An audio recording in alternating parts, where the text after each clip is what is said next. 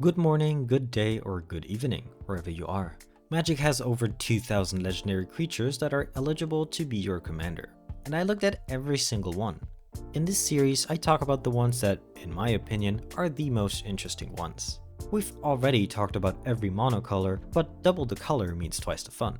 So let's talk about Blue-White or Azorius, the color combination of angels and birds, humans and spirits, soldiers and wizards. Strap in for loads of card advantage, flickering, and fun.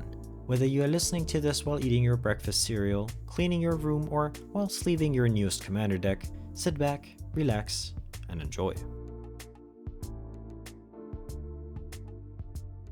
Alright, let's have some fun talking about Magic cards again. And start the list off with Abuelo Ancestral Echo, a 3-mana 2/2 spirit from Lost Caverns of Ixalan.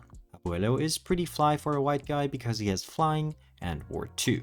His ability reads: for 1, a white and a blue, exile another target creature or artifact you control, return it to the battlefield under its owner's control at the beginning of the next end step.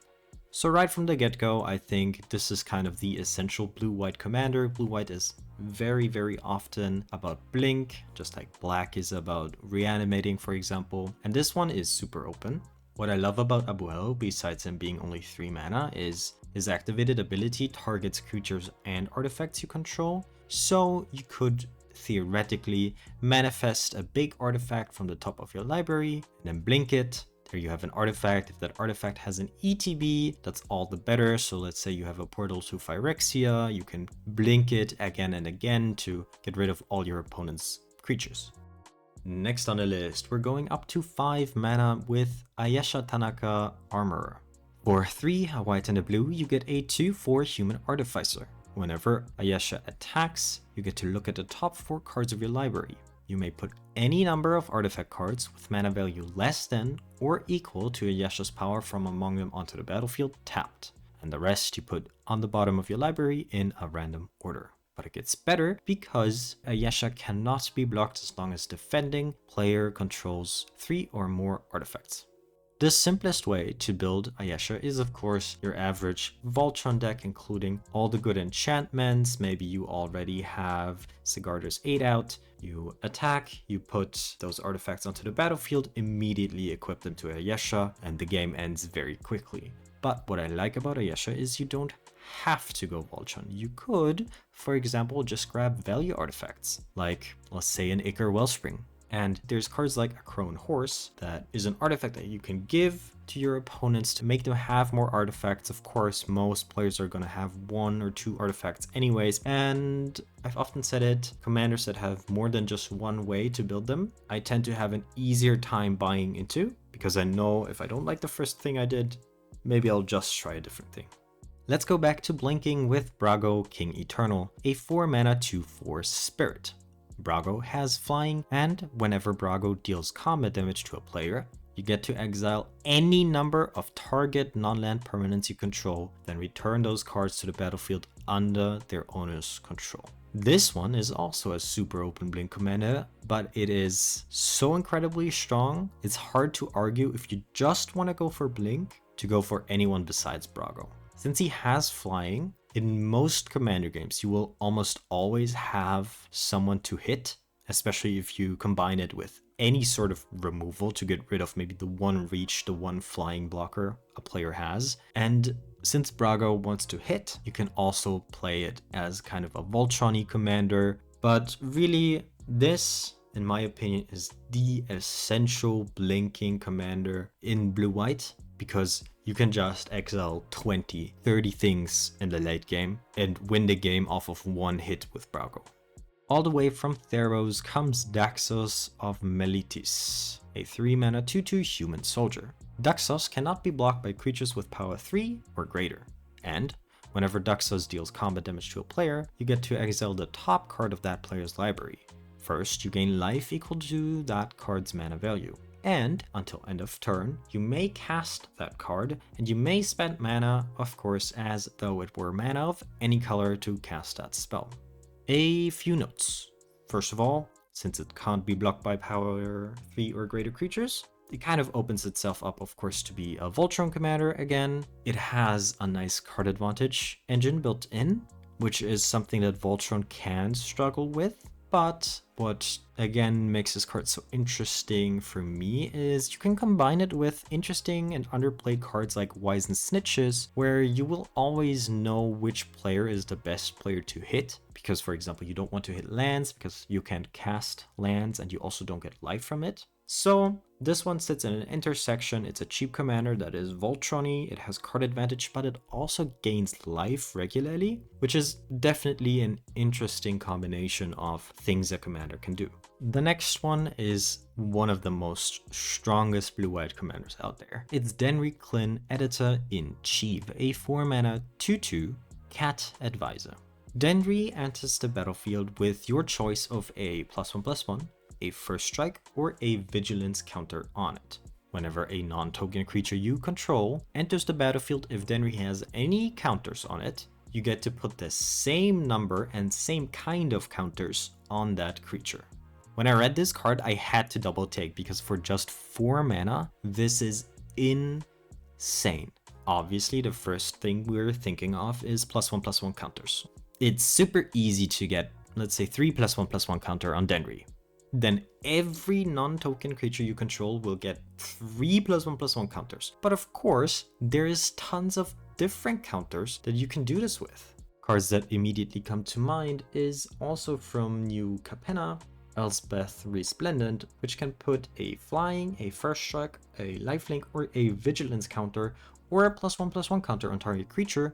Combine that with cards like the Ozolith, which can store and then give away counters. And what I especially love is this card might make a different card, one of my personal favorite cards, playable in That Which Was Taken, a 5-mana artifact from Betrayers of Kamigawa that can put divinity counters on target permanent and can make those permanents indestructible. So what you would do is put a divinity counter on Denry, and then every creature you play would come into play with a divinity counter and consequently will be indestructible as long as That Which Was Taken is in play. If you plan on going wide, but not with tokens, but let's say good value creatures, then Denry is probably the best commander you can choose.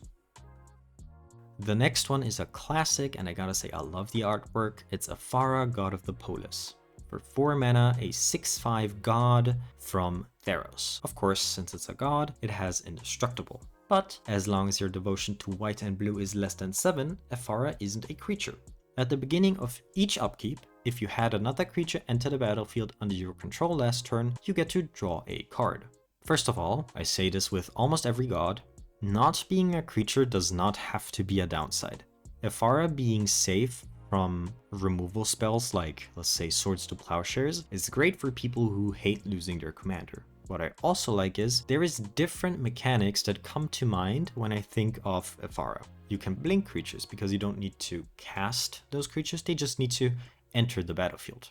You could cast flash creatures also during certain opponents' turns, or of course, maybe the easiest, you could use token generation. So that's already 3 very different gameplay archetypes that you can combine with Aphara, and Aphara will just sit there, chill out, draw a few cards, and eventually be a 6/5 indestructible that can block very well and go on the offense if you need her to.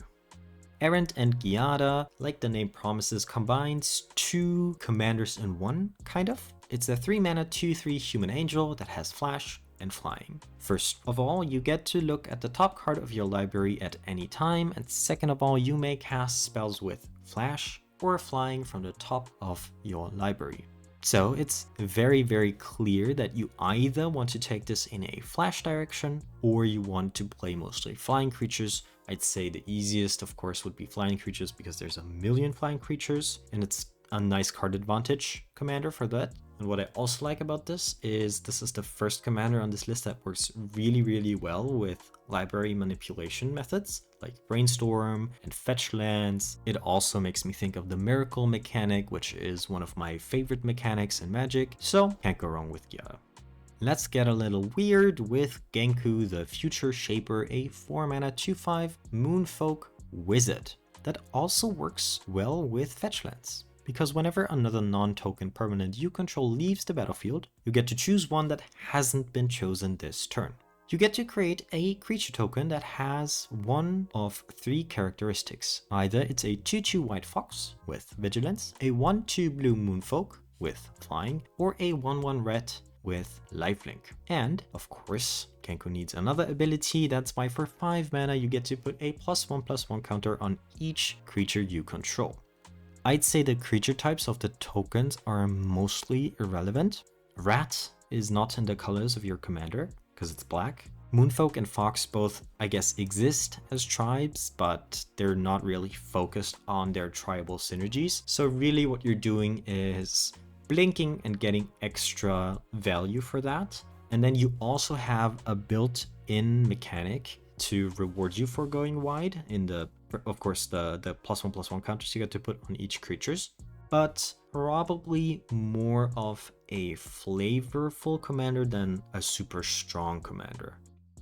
From odd, let's go back to straight with Gregor Shrewd Magistrate, a 3 mana 1/3 and I believe Universes Within card. It's a human advisor that has the weird and outdated ability of Skulk. Skulk reads, this creature can't be blocked by creatures with greater power, and since he has 1 power, most creatures have more power than Gregor. Gregor also reads, whenever he deals combat damage to a player, you get to draw cards equal to its power. That is a crazy line of text that other commanders have to work very, very hard for. Looking at you. Now, the obvious problem is that the stronger you make Gregor, the less the Skulk ability matters. But let's be honest, getting through to an opponent in blue and white is super easy, barely an inconvenience. You can pair this with protection spells that make it so you get protection from a certain color. Blue also has infinite amounts of cards that give creatures flying or straight up unblockable. And what is nice is that usually these cards are card disadvantage, but if you play a card to make Gregor unblockable and then draw a card because Gregor is now unblockable, well, there you have it, you get your card back. And just imagine getting Gregor to, let's say, 4 power, getting to draw 4 cards every time you hit someone with your commander. If that doesn't sound juicy, then I don't know. But maybe you're more into the political side of Commander, and if that is the case, I can only recommend Guafa Hazit Profiteer, a 3 mana 2/2 human rogue. Guafa gets to tap for a white and a blue to put a bribery counter on target creature you don't control. Its controller draws a card. Creatures with bribery counters on them cannot attack or block. Now, unfortunately, this card doesn't read those creatures cannot attack you. They just straight out can't attack, which makes it so it's harder to maybe strike deals with opponents. Because sometimes they wouldn't care about not attacking you as long as they get to attack the other 2 players. But of course, losing a creature completely can be harsh. But there is most likely someone who has walls or just creatures who can't block anyways, and you can just put bribery counters on those creatures and make them draw cards. Or of course, you can use this to play Pillow Fort.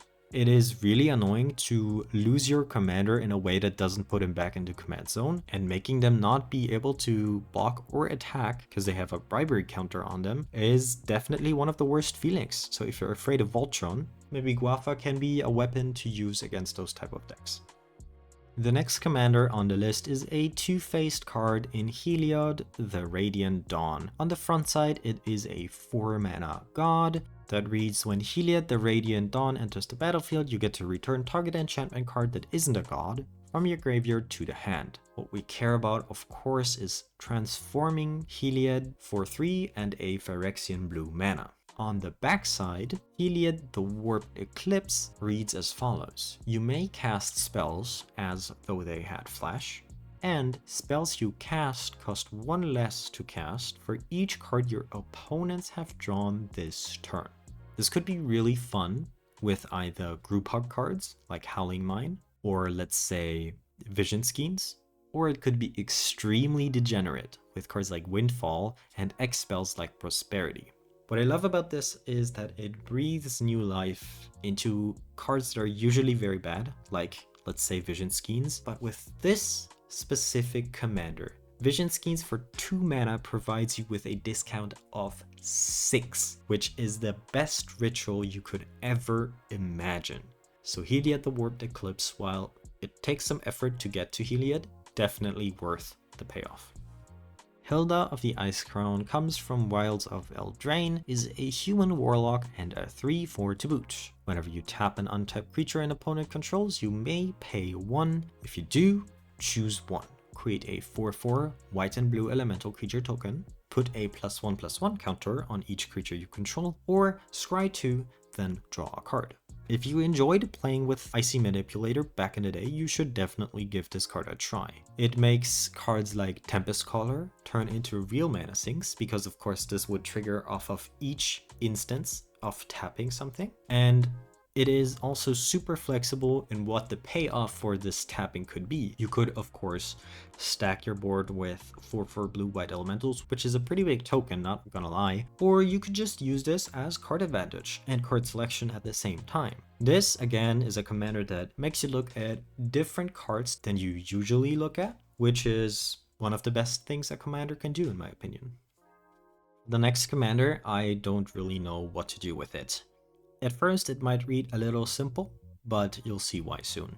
Inyas the Gale Force is a 5 mana Djinn. Of course, a Djinn has to have flying. It's a 4/4 and it has an ability for 2 and a split white-blue mana. Attacking creatures with flying get +1/+1 until end of turn. The only thing that isn't straightforward about this ability is that you could also buff opponents attacking creatures with flying, but apart from that, I mean, it reads pretty normal. Where it gets a little strange is the second ability. Whenever 3 or more creatures you control with flying attack, each player gains control of a non-land permanent of your choice, controlled by the player to their right. So you, whenever you attack with 3 or more flying creatures, get to redistribute permanents. You get to swap them around. You get to choose. It is not the player that gets to choose. This is crazy. You would never be able to predict how the game goes because it strongly depends not only on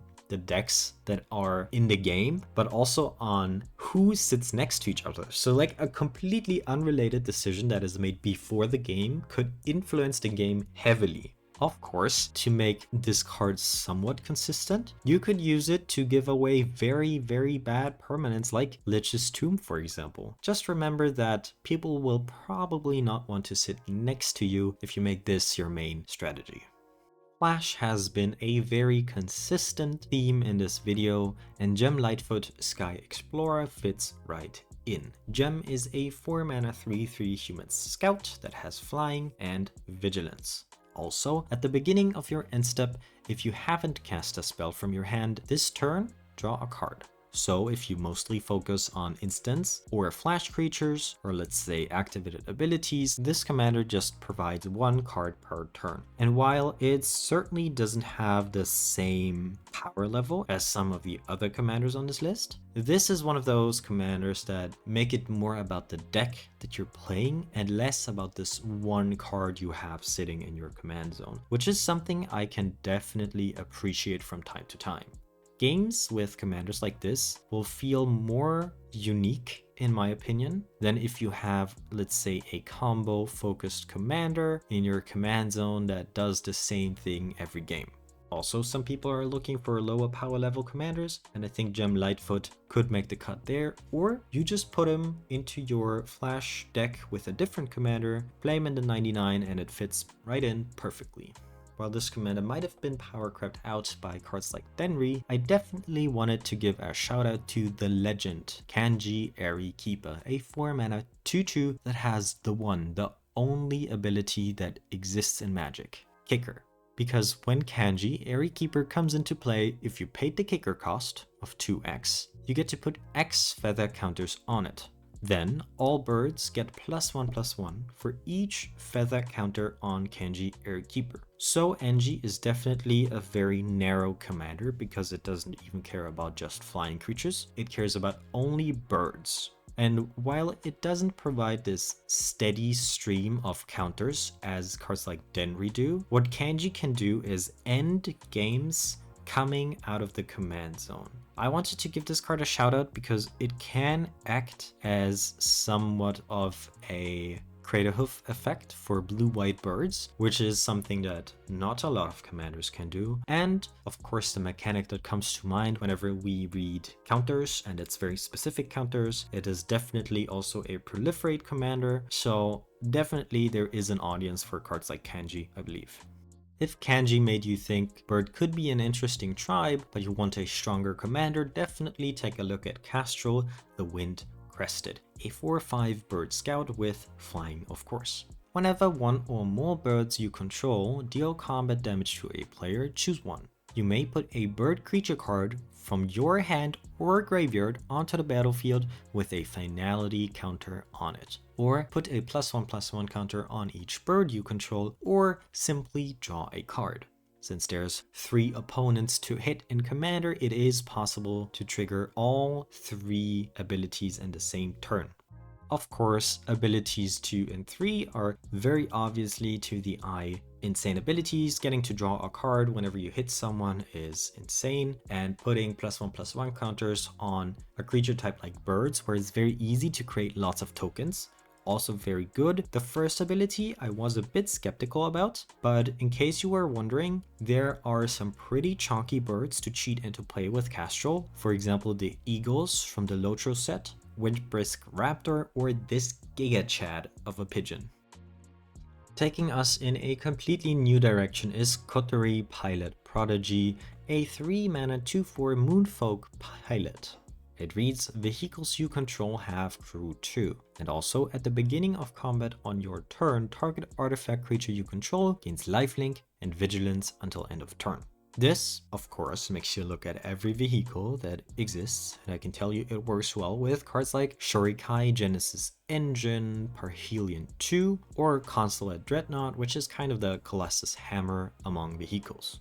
Of course, what I love about this card is the second ability doesn't even care about vehicles, so maybe you can just play good artifact creatures in your vehicle deck that would benefit greatly from having lifelink and vigilance. Vehicles is definitely an interesting design space in my opinion, and making all those big chunky artifacts be able to be crewed by just 2 power, which Kotori provides by herself, is very nice. That's a funny image. Imagine just one person flying a big skyship like Parhelion 2. Sometimes you just want to be nice and make other people a present. If that's the case, just play Quain Itinerant Meddler, a 2-mana 1/3 rabbit wizard. There is not much to say about this commander because the only thing he does is tap to make each player draw a card if they want to, and then each player who drew a card gains 1 life. It is super hard for me to think of a way to abuse this because you can't force them to draw cards, which is what I would usually be looking to do. But since anyone can decline, I think this might be the nicest group hug commander to ever exist. And that qualifies him, I think, to earn a spot on this list. Lavinia Foil to Conspiracy is a 3-mana 2/3 human detective that has a split mana cost of white blue. It has vigilance, and whenever you cast your second spell each turn, investigate. It also taps to add 2 generic mana, but you can only activate this during an opponent's turn. So if we're looking at this straightforward, you're casting 2 spells, you get a clue, and then you crack that clue using Lavinia's second ability during an opponent's turn. But what I love about this card is it does a lot of things okay. It supports a lot of different ideas of gameplay. For example, it kind of supports Spellslinger because casting 2 spells each turn is very nice, but it also supports Flash kind of. You can use the 2 generic mana, of course, to flash something in during an opponent's turn. It also ramps you for instants. I am sure every person that looks at this thinks of different cards and synergies after a while. Another completely new concept to this list is introduced by Linvala, Shield of the Sea Gate, a 3-mana 3/3 angel wizard with flying. Remember Party, everyone? Anyone? No one? Even though it failed miserably, I think Party is one of the most flavorful mechanics of recent years, and therefore it definitely has a place in formats like EDH that are all about self-expression. To shine a light in the dark, what is a party? A party is a group of creatures consisting of up to 4 creatures, or rather creature types: a cleric, a rogue, a warrior, and a wizard. And each creature can only provide one of those creature types. So let's say if you had a wizard warrior, you'd have to decide if that creature would contribute the warrior or the wizard creature type to a party. But let's talk about Linvala, because Linvala reads as follows. At the beginning of combat on your turn, if you have a full party, so all 4 creature types, and remember Linvala provides the wizard, choose target non-land permanent and opponent controls. Until your next turn, it cannot attack or block, and its activated abilities cannot be activated. Also, if you have to, you can sacrifice Linvala and choose Hexproof or Indestructible. Creatures you control gain that ability until end of turn. So Linvala does different things. First of all, it can lock down problematic commanders, making them not be able to attack or block. And if it's an activated ability that they're good at, you can also take that away from opposing creatures. What it also does is it provides safety for your party. And even if you're not playing party, it provides safety for all other creatures on your board, because you can give them hexproof and indestructible, and something more niche but very nice in my opinion. The scariest type of removal in Commander is the type of removal that does not destroy or exile or bounce your commander, but instead turns them into something else. Let's say a 1/1 frog, or turns them into an elk. Linvala can never be the target for any type of enchantment-based commander. Let's call it removal still, because you get to sacrifice Linvala whenever you want, which is definitely not like a main reason to play Linvala, but something nice to keep in mind. Before we return to a more traditional blue-white archetype, let's go into one more niche sub-theme. If you've played Vintage Cube before, you probably know the card Blade Splicer. But did you know that it has its own sub-theme now? Let's take a look at Malcator Purity Overseer, a 3-mana 1/1 Phyrexian Elephant Wizard? Huh, that's not a creature type you see often. When Malcator Purity Overseer enters the battlefield, create a 3/3 colorless Phyrexian Golem artifact creature token. That's a mouthful to say. At the beginning of your end step, if 3 or more artifacts entered the battlefield under your control this turn, create a 3/3 colorless Phyrexian Golem artifact creature token. Obviously, this makes you want to play every card that buffs those golem creatures, like Blade Splicer and many others do. But the restriction of having to have 3 or more artifacts enter the battlefield under your control this turn is pretty strict, so you probably need cost reducers for artifacts and other things to make this card a playable commander. By far the highest mana value on this list is Millicent Restland Revenant. At 7 mana, you get a 4/4 Spirit Soldier, but we're never actually paying 7 mana, at least in an ideal scenario, because this spell costs 1 less to cast for each spirit you control. Of course, Spirit is one of the easiest creature types to generate tokens for. A lot of white and blue spells create spirits. And whenever Millicent, Restland Revenant, or another non-token spirit you control dies or deals combat damage to a player, you get to create a 1/1 white spirit creature token with flying. What I like about Millicent is, first of all, it moves away from this flash sub-archetype that spirits often have, which is, don't get me wrong, very fun, but it's always nice to have an alternative. In Millicent's case, going very, very wide and playing Spirit Lords. And what I also like is, it doesn't really matter if you're super ahead and no one has a board clear, because Millicent is gonna shine in that scenario. But even if you're gonna get board cleared, you will still have something to show for, because let's say you have 3 or 4 non-spirits out and about. Millicent, while the commander text will increase, will still cost less than its original cost, because of course those spirits discount the mana cost. Nyambi Esteemed Speaker is a 2-mana 2/1 human cleric with flash, and it falls into the category of jack of all trades. It does nothing exceptionally well, but it does so many different things decently that it makes my brain go crazy with ideas.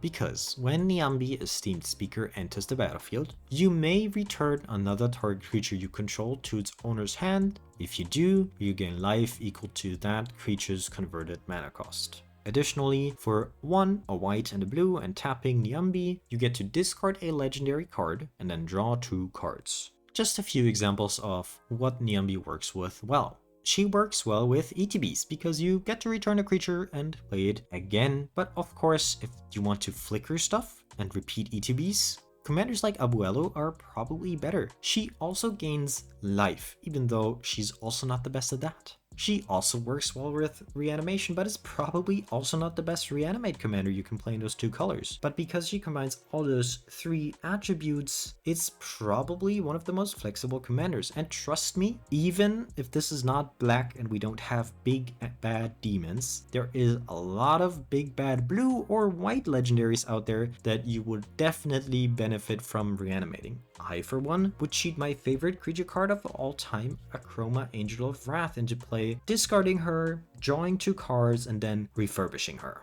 If you have any different ideas of what you could do with Niambi, feel free to comment down below. From the new set of Duskmourn comes Niko, Light of Hope, a 4-mana 3/4 human wizard. And I didn't know this, but we already had a Planeswalker version of Niko that makes the same tokens that Niko Light of Hope makes. Because when Niko enters the battlefield, create 2 shard tokens. Now shard tokens are enchantments that have 2 mana, sacrifice this enchantment, scry 1, then draw a card. So better clues. But Niko makes use of those shard tokens, so don't sacrifice them immediately. For 2, and tapping Niko, you get to exile target non-legendary creature you control. Then shard tokens you control become copies of that non-legendary creature until the beginning of the next end step, which is when you will return that exiled non-legendary creature to the battlefield under its owner's control. First of all, you get to flicker something, which is already great, but also you get to make tokens of non-legendary creatures you control. Since you already get to blink something, it is very nice that Niko itself provides value as a creature to blink. Oftentimes you have a commander that can blink stuff, but you won't have any good targets to blink. Niko is that target for all of your spells, because you would just want as many shard tokens as possible. Having 2 is great, having 4 is crazy, having 6 is insane. Since shard tokens are relatively niche, you might want to use the populate mechanic on cards like Wake the Reflections, and then the world really is your oyster, because there is tons, I want to say millions of creatures that you would want your shards to turn into. Another classic commander is Wrath Capuchin, Ship's Mage, a 4-mana 3/3 flash flying human wizard. It has the simple line of text, you may cast historic spells as though they had flash, and as a reminder text, artifacts, legendaries, and sagas are all historic. Special shout out to legendary sorceries, namely Karn's Temporal Sundering and Urza's Ruinous Blast, that get such a big power boost by being instants that it's actually crazy. But of course, historic is so open that you can play many different versions of Wrath Capuchin decks, and what I personally like about this is historic. So playing legendaries and playing cool artifacts is kind of what Commander is about to me. It's about celebrating those cool cards, cool creatures, cool lore that Magic has. While it doesn't have the highest power level stapled onto its text box, it definitely opens you up to play loads of different archetypes and cards. Maybe it is not yet his moment, but it's been foretold that Rana the Ever Watchful will at some point be a good commander. For 4 mana you get a 2/3 Spirit Warrior with Flying and Vigilance. He reads, the first card you foretell each turn costs 0 to foretell, and whenever you exile 1 or more cards from your hand and or permanents from the battlefield, you get to create a 1/1 white spirit creature token with Flying.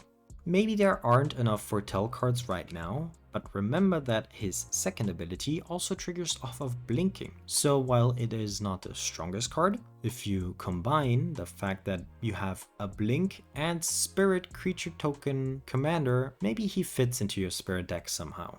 Rasputin the Oneiromancer has already made an appearance in my mono white video when I talked about Tivadar of Thorn, but here he is for real. Rasputin is a 4/1 human wizard, and when Rasputin enters the battlefield, put a dream counter on it for each opponent you have, so usually 3. Each opponent creates a 1/1 red goblin creature token.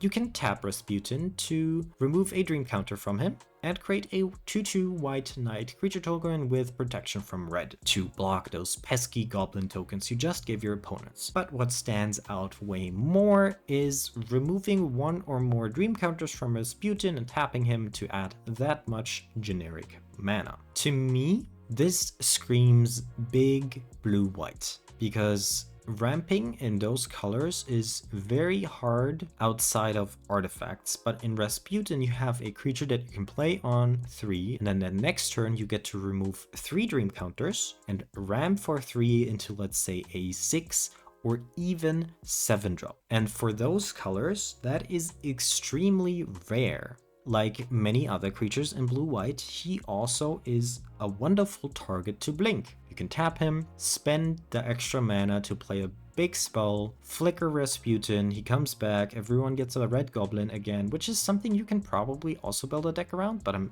not sure how that would look. And then he comes back, he has 3 dream counters again, and you have another creature that ramps you for 3. Incredibly weird, and Commander is the place of weird cards, so I wanted to give Rasputin a shout out. Next on the list is Sten Paranoid Partisan, a 2-mana 2/2 human wizard. As Sten enters the battlefield, choose a card type other than creature or land. Spells you cast of the chosen type cost 1 less to cast. Additionally, for 1, a white and a blue, you get to exile Sten and return it to the battlefield under its owner's control at the beginning of the next end step. The last ability serves 2 functions. First of all, you get to save Sten from potential removal spells, so you don't have to replay him constantly. But secondly, once Sten re-enters the battlefield, of course you could choose, if you want, a different card type to reduce the cost off.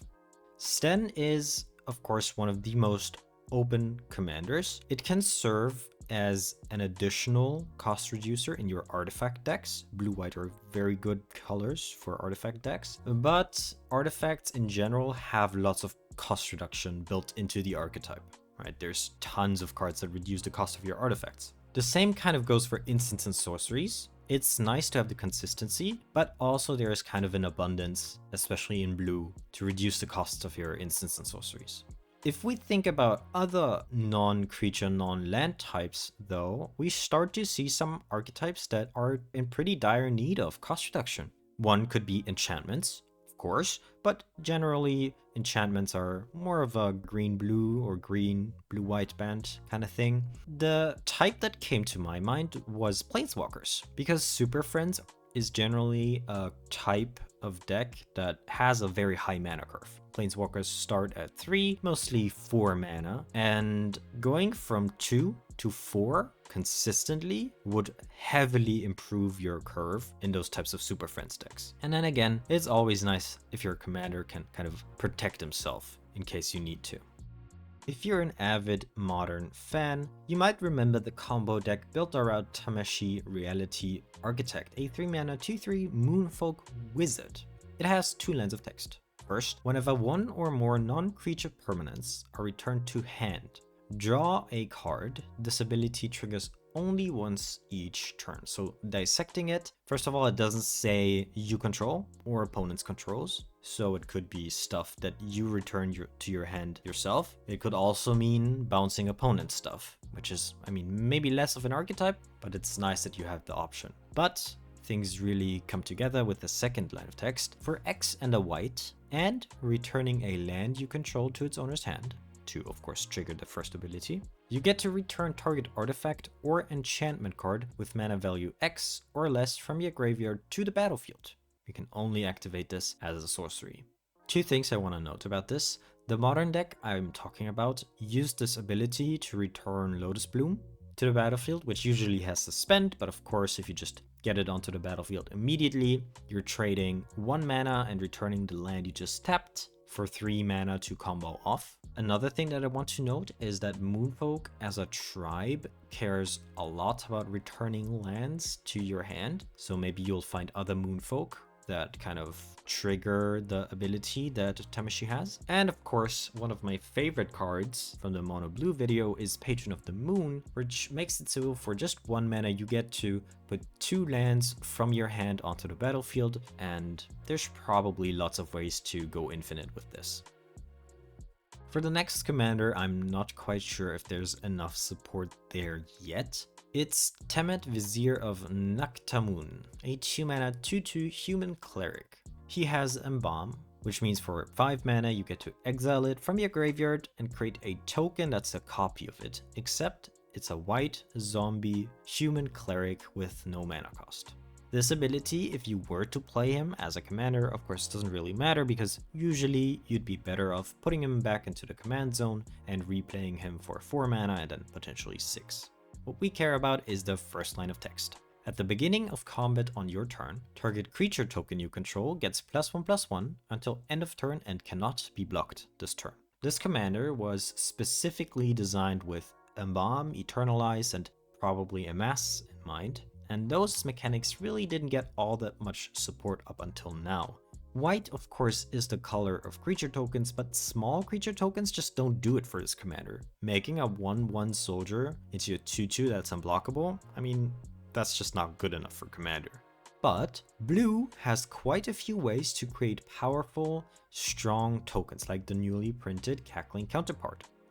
Also, Bloomburrow with its Offspring mechanic introduced a lot of new and unique tokens, so maybe I would scour through them. Considering all of the mechanics I just named, like Embalm, Eternalize, Amass, and of course Offspring, might make a comeback, I would definitely make sure to keep this commander in mind as a potentially very unique and fun deck.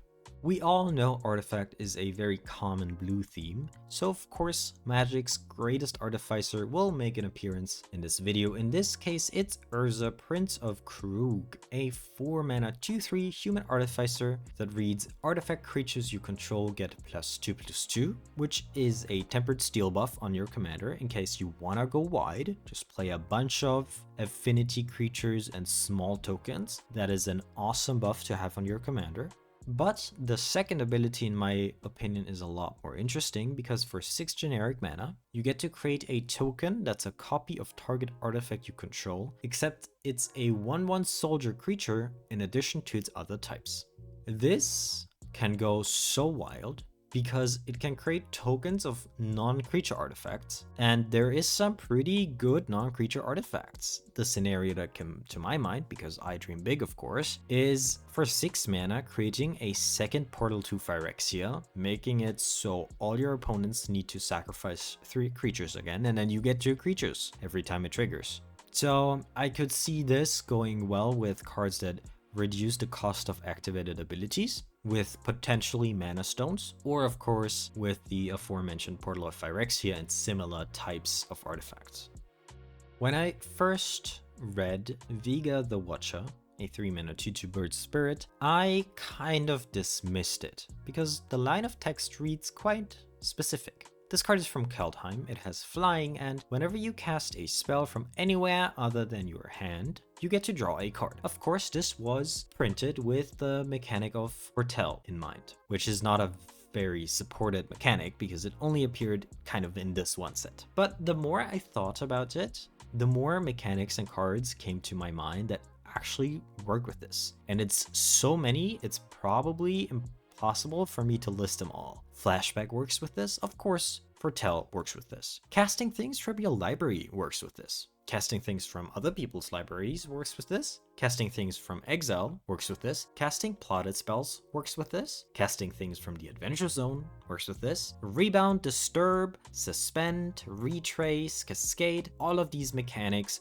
work with this little bird spirit. And that is before we talk about the fact that both creature types of Vega are actually pretty relevant. Bird and spirit are well supported, as you've seen in this video. So, while it might seem innocuous, this might just be the commander if you're looking for a value engine that just sits there and won't get removed because it looks so innocent but draws you 10, 15 cards during a game. Next on the list is Will Scion of Peace, a 3-mana 2/4 human wizard that has vigilance. Should you choose to tap Will for his activated abilities, spells you cast this turn that are white and or blue cost X less to cast, where X is the amount of life you gain this turn. Activate this only as a sorcery. I love it. Again, a commander that mixes two archetypes. Life gain and Spellslinger are usually very separate.